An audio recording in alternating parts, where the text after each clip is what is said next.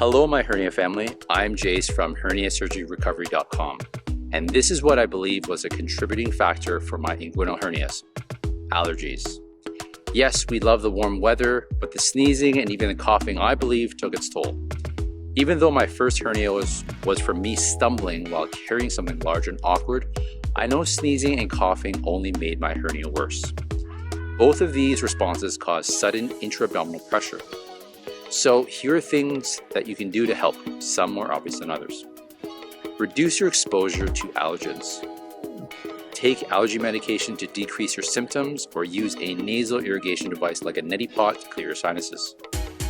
Now, here's a veteran tip if you do have a hernia and need to cough or sneeze.